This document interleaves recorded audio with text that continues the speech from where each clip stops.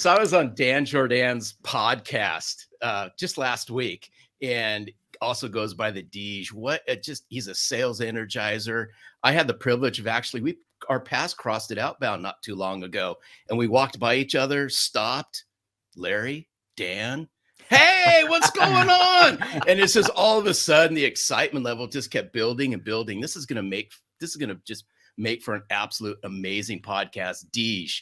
Yes, as he's known. Welcome to Selling from the Heart podcast. Actually, it's the Deej. Deej. Yeah, there's plenty of Deejes out there. Deej. Yeah. You see, you see what, you know what, how I got that name, by the way. So this is what happened. I'm in high school and my name is Danny Jordan. So that's, everybody call me Danny. But there was another kid, Danny Diano.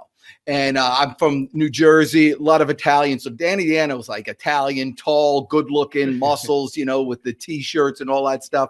And so he kept his name Danny. And I got my initials, which I love because it's DJ. And so DJ turns into Deej. But here's what I discovered. Big news right here. Listen, what happens is, have you ever been in the zone? Like, have you ever just hit it and like everything's working well? They're laughing at every line. You're hitting everything's working. The Michael Jordan type of stuff. When you can't miss. So sometimes that happens, and I realized when that feeling happens, if you could like capture it, you could become a different person. Like, what if you can capture that thing? So, like, even my kids know it. Something like the last 100 yards of a race, that's not Danny Jordan. That's the Deej. When you're about to go on a big stage, that's not Danny Jordan. That's the Deej. And so my kids will say sometimes, Daddy, we need him. Come on, we need him. We got to do something. It's a big thing. And I'm telling you, you could pull it up anytime you want when you're in, and you can capture that, and you get the results. You got to put your game face. And so you're not getting, listen, when I'm here with the big guns right now, I'm bringing the game. That's how I roll. Oh, this is going to be super exciting. You're getting the Deej. Well, this is going to be fun. Larry, you warned me that this is going to be fantastic. So right now it's time for the setup. It's time to bring your game, because the whole world wants to know the Deej's answer to the question, what does it mean to you to sell from the heart? Oh, gosh. Okay. Well, it's all right. My dad, a little bit about my history, but my dad's from France, and he were Jewish, and he was there during occupied France. So big Holocaust stories, lost his father, all that stuff. But he managed to come here to America, and just loved America. I mean, just couldn't get enough of what it had to offer, and opportunity and all that. And never let me forget it. And there was a time where sometimes you're just having a bad day. And my dad never talked about any stories about the Holocaust. I never talked about anything. I never heard it. It was too awful. But one day I'm feeling bad. I'm grumpy. And I guess I was about 13 or 14 and having I go, what's wrong? And I said, I'm having a bad day. And he says, bad day? Let me tell you about a bad day. And he went on to finally give me some stuff. And he said, and they finished it like this. Whenever my dad would say something, he only had a 6th grade education, but whenever he had like a real poignant thing in his mind, his phrase would start like this. He'd say, Danny, in this country, and then he'd give me his stuff. And so that day he said this to me. He said, Danny, in this country, on your worst day, they don't throw babies in the air and catch them on pitchforks. I know that doesn't lighten up the moment, but the point is, he's saying, Danny, this is the best place. It's the best time. You're always in an opportunity moment, and you need to be honest about it. He told me unwavering honesty gets you everywhere. And that's what selling from the heart is, being vulnerable and not caring, because you've already won life's lottery. You're already here. The rest is up to you. I don't know if that makes sense or not, but it did for me. Whoa, I always tell Daryl, I think we've heard it all over the years in the podcast until right now. That was amazing. And offline, I'd love to unpack that story even more. However, there's something that you just said that I really want to key in on, because I think it's massively, massively, massively important. You said unwavering honesty. As we're recording this, I just did a video about integrity. I just love following Andy Stanley and the whole leadership and his message that he brings about every week. And he was doing an integrity series. And it was about, integrity above everything else. And I think this is sorely lacking, is unwavering honesty in sales. Oh, honesty to a fault. Honesty when they say, is this a cold call? Yes. This is as cold as it gets. It's ice cold. Absolutely. I walked into a place once. I was trying to get some business. This is when I had a staffing company. I was walking door to door, and that's what you would do. And I wanted to see this guy, Mike O'Brien, good Irishman, Mike O'Brien, for months. I would go in there every week and I bring card and cookies. That was my thing. I'd bring my card stapled to Famous Amos cookies, and I dropped. So I got to know all the women in the office there. And so I walked in there one time and I heard the lady say, "Oh, here he is again." And so I figured I had won them over a little bit at this point, because they were being playful with me. So I don't know where it came from. And I've never said this before, and I haven't said it since. But out of my mouth came these words: "Who does a guy have to sleep with to see Mike O'Brien in this place?" And it was like, there was like 6 women, and the oldest one, I thought she was going to have a heart attack. She was like, "Oh." And then she said the most beautiful thing. She said, "Oh, not me, but maybe Rachel." Oh my. But listen, I don't know if I would get away with it now because things have changed, but I got away with it because it was just so obvious that it was a joke. It was so plain to see. They seen my soul. I'm willing to say anything. I want to see this guy. And it works especially well when you screw up. I had a friend, actually the guy who made, I'm not even going to tell you who it is because he probably won't want me to tell you, but there was a really good friend who got what he says out of integrity. It would be almost like a lawyer spending the retainer money, which is like totally illegal. But not having enough money to buy the product, the hard goods, to make the product that he was going to sell because he already spent that money. It was that type of out of integrity. And he was counseled by someone. He said, "Dude, you got to call all your clients and let them know exactly what's going on. You got in trouble. There's all that stuff. You just let them know what's going on." He said, to a man, to a person, everybody looked at him and said, "You know what? It's okay. Take care of it when you can. I know you're going to do it in the future. Just, take care of your problems and get it done." He actually gained business from it rather than losing. Unwavering, unabashed honesty is the key to riches. Yep. Totally agree. This aligns so well with what we're talking about with the trust building challenge, and this unwavering honesty is, what's amazing about that is it's rare.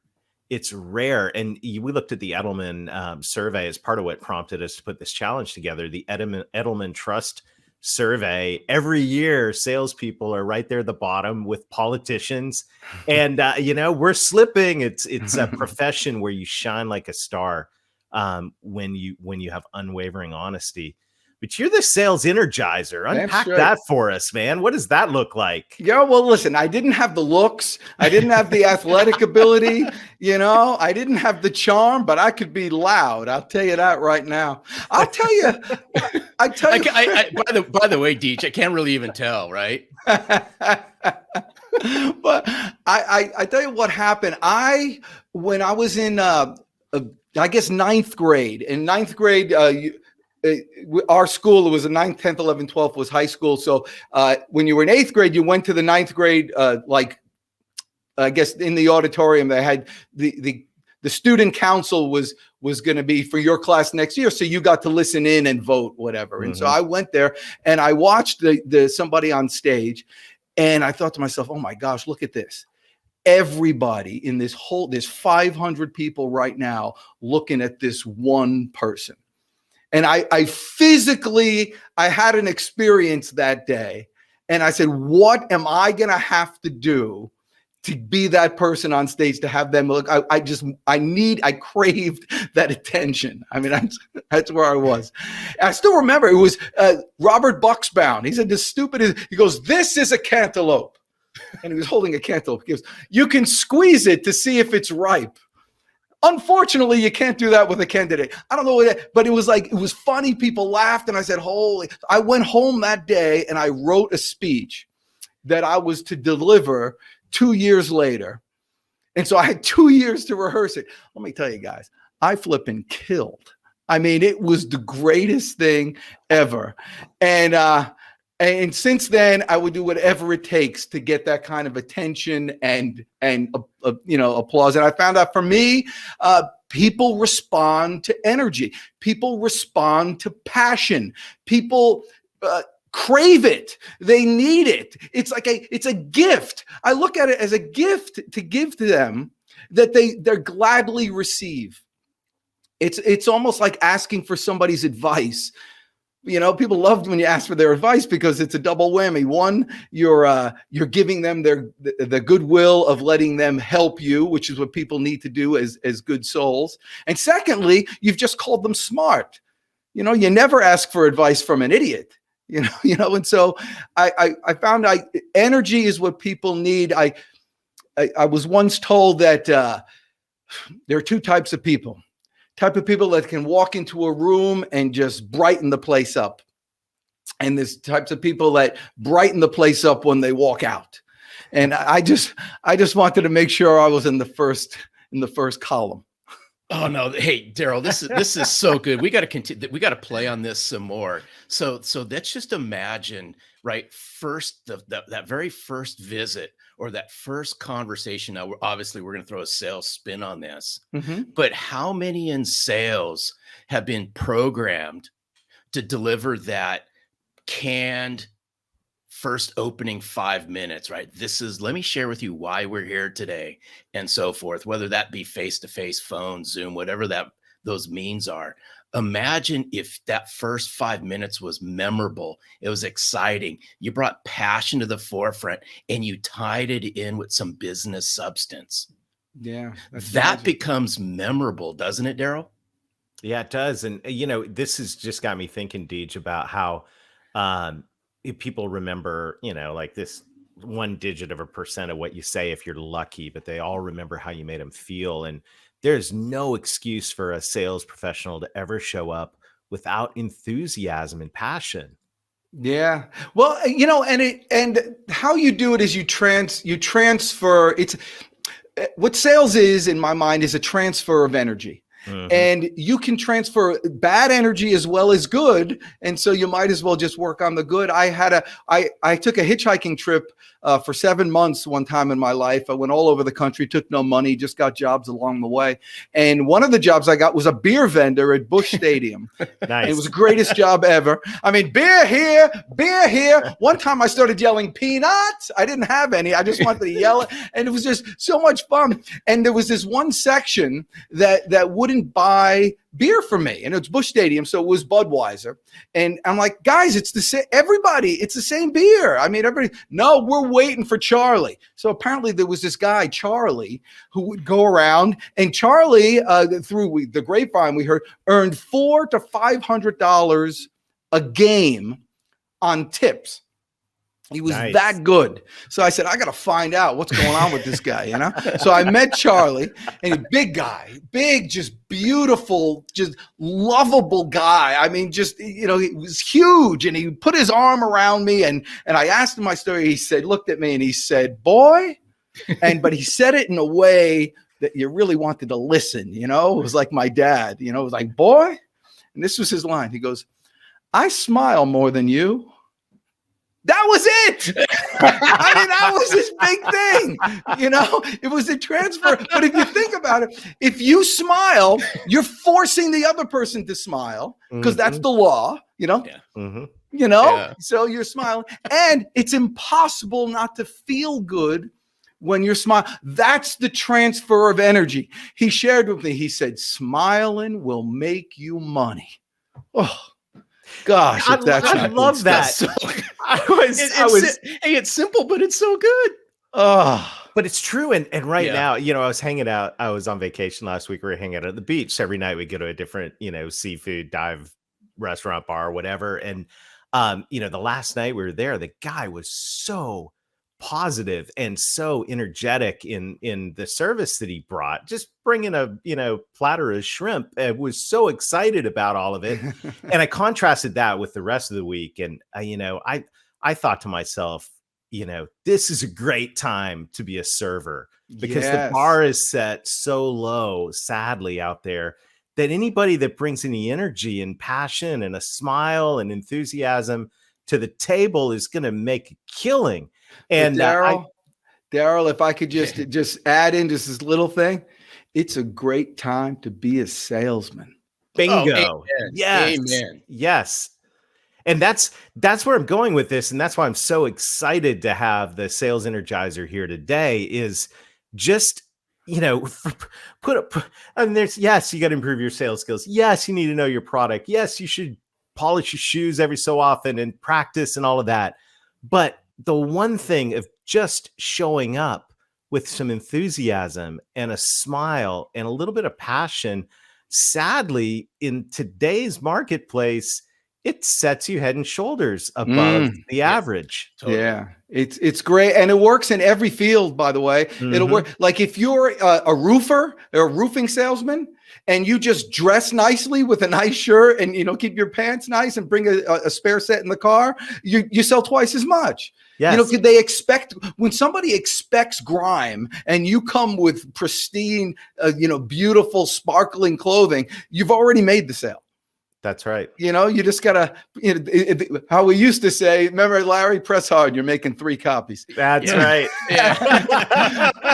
But the Oh other, my God, the, that stories. Woo. the other thing is, you know, how a quick way that people can use to transfer that energy and make it work is just come with an opening, a self-deprecating humor type of a line. So when I make cold calls in person, I use the same line all the time. I walk in and I do it just like this, and they look at me and I let them look at me, silence, and then I just say, hey, I'm one of those salesman type characters.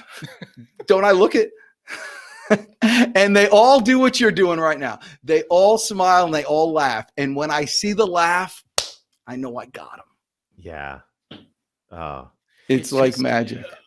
What are you coaching reps? Obviously, we've, you know, as we're recording this, it's August 2021. We've been living through a lot of virtual selling and, you know, all of that. How are you coaching reps to bring energy to the Zoom call? What do you say to reps now? Because this is a reality. I mean, we've had to sell over the phone for decades, but yes. How do we bring energy and professionalism and passion to this video type format? Yeah, well, you know, here's the thing. It's not the format. You know, there's in sales, there's 3 things. In marketing, there's 3 things. There's your message. There's your market. So there's message. Your marketplace is who you're sending that message to, and then there's the media. The media would be that transfer, how you're getting that message to the marketplace.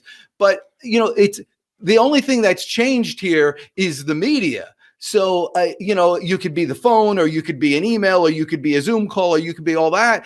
If your message is crap and you're selling it to the wrong marketplace, nothing's going to work. Yeah. But if those other 2 things, especially your message, if it's right, everything could work. Here's a little process that I go through. If your belief in your product and your company and your service is weak, your message will be weak. And if your message is weak, your ultimate offer is going to be weak.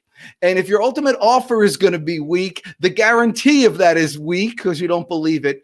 And if all those things are weak, your belief, your message, your offer, and your guarantee, your effort necessarily will be weak. And you won't be able to bring that enthusiasm because you don't have the right belief. So you didn't build the right message, offer, and guarantee. But if you do, the enthusiasm just comes. Imagine if you had the cure for cancer. I got the cure for cancer right here. It's in my hand. You call someone, hey, listen, I want you to get this. I know you have cancer. This is the cure for cancer. No, we're going to shop. I got the cure for, are you out your mind? Have you lost your marble? I mean, just think of how excited you would be if you had the cure for cancer that you knew worked. Mm-hmm. Well, what if you thought that way about your product? Everything happens. Find the right product, find the right service.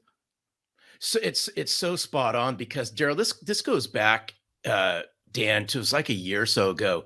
Daryl, remember we had Brett Adamson on the podcast, Mm-hmm. and now this goes back just a little bit over a year, and we were asking, what are executives, when you interview executives, right? This is through Gartner research and so forth. Where are you seeing that sales reps struggle with the most? And you keyed in on one word, but he said self-confidence, believability in themselves, and their message. And that's just keying on this because this isn't rocket science stuff here that we're talking about. It's the little things. It's the small things that gets you to the bigger things. It's just bringing some passion and some conviction and some believability to the forefront. But it starts with, we have to believe in ourselves in order to even deliver this. Yeah. I just made a connection, Larry. Thank you for that. I'm looking right over my shoulder is a yellow book. It's called, it's Jim Collins' latest book. It's a management leadership book, which, by the way, I highly recommend. All sales professionals, we do all the time. Grow in your leadership skills because this is we're leaders. But hey, here's what he says. He says, hire people for the people, not because of the experience. Hire them for the people, the qualities of the person. And, good leaders hire people. They don't hire resumes. They hire people because they know they have integrity. They know they have enthusiasm. They know they're creative.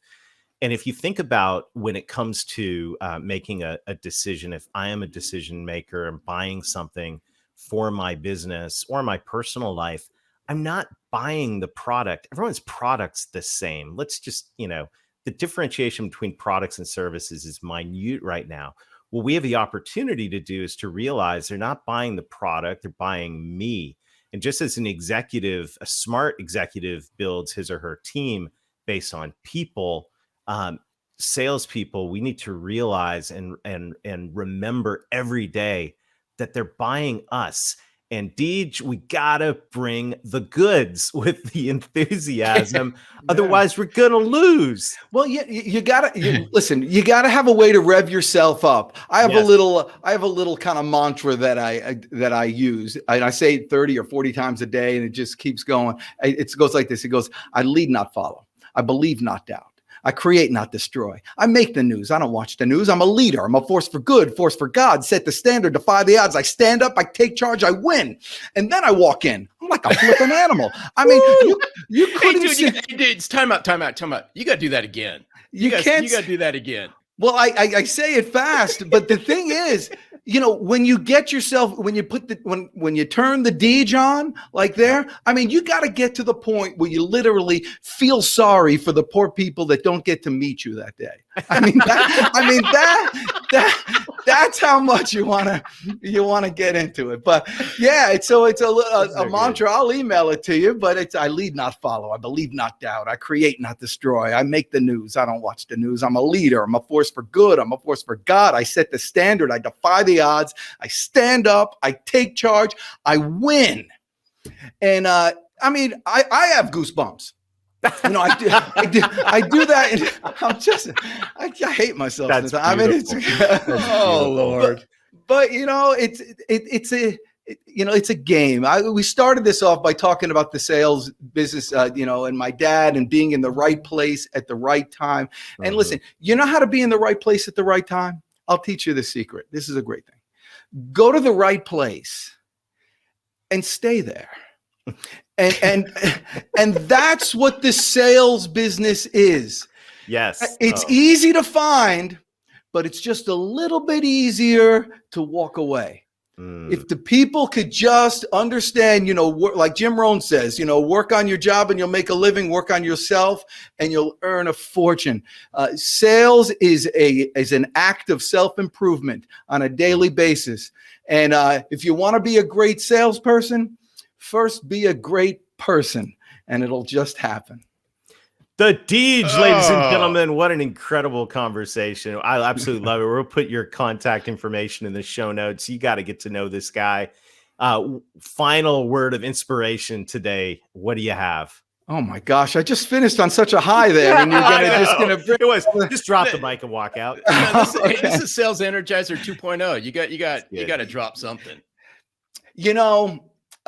When I was my dad, when I graduated high school, and my dad said to me, "So Danny, what are you going to do?" And I told him about my plans and a job and the whole thing. And he said, "That's fine. But Danny, remember this. In this country, you get a job, you have one customer. And if this gets called a boss, and if this guy decides to fire you, you got gunish," which means nothing in Yiddish. It's a good word. You got gunish. But he says, "But Danny, if you're a salesman, well, then you have 100 bosses, but they're called customers. And if one of them fires you, who cares? you got 99 more. You're in the best business in the world, guys. Go get them today." Oh, that man. was so good. Hey, before you split, Deej, we all got to do the Yeah, arms in the air. That's Arms right. In the air. Woo! Hey, what a pleasure, man. It's been so fun getting to know you, and you are a true champion of selling from the heart. Deej, man, it was awesome. Thank you so much. It was great.